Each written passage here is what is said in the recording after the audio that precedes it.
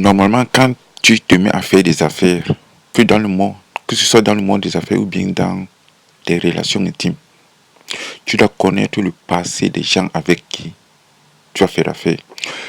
Tu dois connaître le passé des gens avec qui tu as fait du business. Tu dois connaître le passé des gens avec qui tu as envie de nouer une relation sur une longue durée.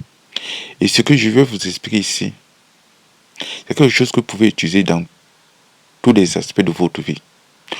Le véritable problème actuel, c'est que les gens ont perdu le sens de l'observation. Moi, je ne parle pas des choses qu'on a lues dans les bouquins. Moi, je vous parle des choses du quotidien.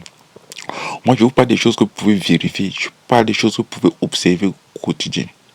On va prendre un cas très simple. Marie. Tu as rencontré Marie. Pour toi, Marie, c'est la femme de ta vie. Pour toi, Marie, c'est la première merveille du monde. Pour toi, Marie, c'est la femme avec qui tu vas faire des enfants. La question que je te pose, est-ce que tu connais qui est Marie? Est-ce que tu connais le passé de Marie? Est-ce que tu connais la famille de Marie? Est-ce que tu connais comment Marie a grandi? Est-ce que tu connais les valeurs de Marie? Est-ce que tu connais l'agenda secret de Marie? Est-ce que tu connais pourquoi Marie t'a choisi? Est-ce que tu connais pourquoi tu choisis Marie? Pour toi, tu sors avec Marie, tu as l'impression que tu as gagné le jackpot. Tu as l'impression que tu as gagné 1 milliard. Tu as l'impression que tu es l'homme le plus heureux, le plus épanoui. Force est de constater qu'à partir du moment où un homme se met en couple, il perd tout. S'il allait faire du sport, il ne fait plus du sport. S'il voyait ses amis, il ne voit plus ses amis. S'il avait une carrière, s'il avait des projets, s'il avait de l'ambition, il n'a plus de projet, il n'a plus d'ambition. Parfois. Donc, quand tu rencontres Marie, la première question que tu dois te poser, c'est est-ce que je connais cette fille? Peut-être que Marie, pour avoir son diplôme d'ingénieur, peut-être qu'elle était obligée d'être une colgueuse. Est-ce que tu sais ça? Imaginons que tu apprends et que tu découvres réellement la vraie nature. Imaginons que tu découvres qui elle est. Est-ce que tu vas l'accepter telle qu'elle est? Imaginons que tu découvres qu'elle n'est pas la petite fille sensible que tu pensais. Imaginons que tu découvres qu'elle n'est pas la petite fille ignorante que tu pensais. Imagine que tu découvres qu'elle n'est pas la petite fille naïve que tu pensais. Juste, elle a voulu juste jouer un rôle parce que toi tu voulais une princesse, parce que tu voulais une sainte de touche, parce que tu voulais une fille douce, sage. Pour ne pas te heurter, pour ne pas te dire la vérité, pour ne pas te dire son passé obscur, pour ne pas te dire le litre de sperme qu'elle a bu pour devenir ce qu'elle est, pour ne pas te dire le nombre de fois où elle s'est fait culbuter, pour ne pas te faire pleurer, pour ne pas t'offenser, elle est obligée de cacher son passé. Elle est obligée de jouer la femme sensible. Elle est obligée de jouer la femme parfaite juste pour te faire plaisir. Mais la question que les gens vont me poser, mais comment puis-je savoir qui est la personne qui est en face de moi? Il y a les choses que tu sauras, il y a les choses que tu ne sauras jamais. Parfois, le secret est bien gardé. Parfois, il y a des choses que tu pensais ne même pas savoir. Parfois, tu vas les découvrir comme ça. Mais je pense qu'à partir du moment où une femme a eu des amants, à partir du moment où elle a pris du plaisir avec ses amants, et que ces amants-là n'ont jamais voulu l'épouser, et que ces amants-là n'ont jamais voulu lui mettre la bague au doigt, et que ces amants-là ont juste tiré le pied, comme on dit vulgairement, ou que ces amants-là ont juste pris du plaisir, sans essayer de concrétiser, sans essayer de faire de cette femme-là la gardienne du temple, la gardienne du foyer ou la mère de leurs enfants. Ces femmes-là vont vivre toute leur vie avec cette haine des hommes. Mais si cette femme-là vit avec la haine des hommes, pourquoi forcément elles vont t'épouser? Pourquoi elles se mettent en couple avec toi? Elles se mettent en couple avec toi parce que tu es le seul à les accepter. Elles se mettent en couple avec toi parce que tu es le seul à les proposer le mariage. Elles se mettent en couple avec toi parce que tu es le provider. Elles se mettent en couple avec toi parce que tu es ignorant, parce que tu ne connais rien aux femmes. Elles se mettent en couple avec toi parce que tu es manipulable.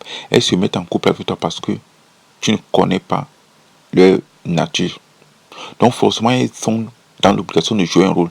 Elles sont dans l'obligation de te faire miroiter quelque chose que tu n'auras jamais.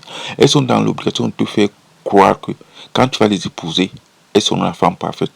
Elles sont dans l'obligation de te faire croire que quand tu vas les épouser, tu auras du sexe quand tu veux. Elles sont dans l'obligation de te faire croire que quand tu vas les épouser, tu auras une femme avec qui tu vas partager ta vie. Mais elles savent au fond de leur cœur que tu n'es que le second choix. Elles savent au fond de leur cœur que tu n'es qu'un choix par défaut. Elles savent au fond de leur cœur que tu as été choisi juste parce que les autres n'ont jamais voulu d'être. Et la question qui va se poser, qu'est-ce qui se passera lorsque l'homme idéal réapparaîtra? Qu'est-ce qui se passera lorsque l'homme qui les a culbutés sans les épouser réapparaîtra? Lorsque cet homme-là réapparaîtra, tu seras en concurrence avec cet homme-là. Pour sauvegarder les apparences, elle sera dans l'obligation d'en faire un de ces hommes-là qui ne l'a jamais aimé, un amant, dont elle restera avec toi, juste parce que tu es le bon père, parce que tu gardes des enfants, parce que tu la soutiens, parce que tu joues le rôle du genre idéal. Mais au fond, son corps va la rappeler. Son corps va la rappeler à la réalité. Et lorsqu'il faudra te tromper, te trompera. Elle le fera sans vergogne. Elle le fera même pas par méchanceté parce que elle ne s'aime pas ce qu'elle fait en ce moment-là. Elle le fera juste parce qu'elle a envie de découvrir autre chose. Elle le fera juste parce que tu l'as plongé dans le sexe de Russie. Elle le fera juste parce que tu n'as pas joué son rôle. Elle le fera juste parce que c'est une femme. Quand je dis juste par une femme, je ne veux pas dire que toutes les femmes trompent leur mari. Quand je dis juste parce que c'est une femme, je ne veux pas dire que toutes les femmes se comportent comme ça.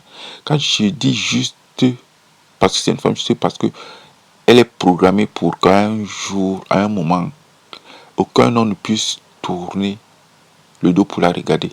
Elle le fera juste parce qu'à un moment, elle n'aura plus de l'affection. Elle le fera juste parce qu'à un moment, elle va vieillir. Mais les gens me diront, mais les hommes vieillissent aussi. Mais les hommes vieillissent comme le vin. Une femme qui a vieilli, c'est une femme qui a perdu toute sa contenance, qui a perdu toute sa classe. C'est une femme que personne ne regarde plus. Et la vieillesse, c'est la pire chose qui puisse arriver.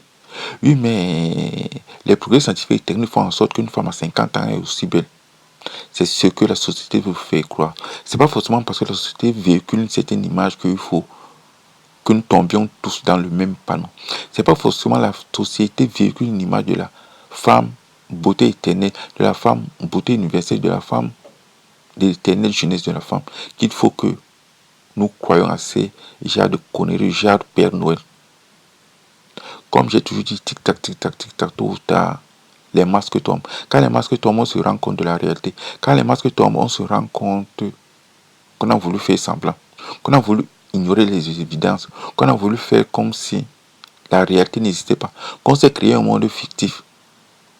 Tôt ou tard, le masque tombe et la fiction tombe en même temps. Tôt ou tard, il pleut. Et quand il pleut, alors la pluie nettoie tout ce qui était sale. Tôt ou tard, il pleut. Et quand il pleut, parfois il y a des inondations. Parfois il y a des inondations qu'on n'avait pas prévues. C'est pour cette raison que parfois il faut faire des caniveaux parce que lorsqu'il y a des inondations, que l'eau puisse s'évacuer. Mais toi qui as passé tout ton temps à idéaliser cette fille, je ne suis pas non plus à dire qu'il faut mépriser les femmes. Je ne suis pas non plus en train de dire qu'il faut devenir misogyne. Je ne suis pas non plus en train de dire qu'il faut mettre toutes les femmes dans la même casserole. Même chez les femmes, il y a des pépites.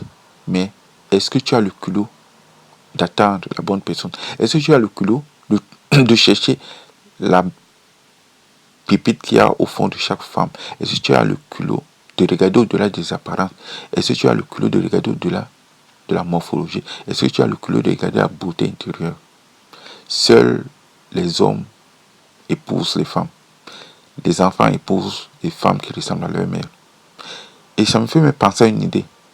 Comment se fait-il que la majorité des hommes épousent des femmes qui ressemblent de plus en plus à leur mère? Est-ce qu'ils cherchent en fin de compte une mère de substitution? Est-ce qu'ils cherchent en fin de compte à prendre la place du père? Est-ce qu'ils cherchent en fin de compte à épouser leur mère? Ou c'est une manière de dire que personne n'est plus belle que ma mère?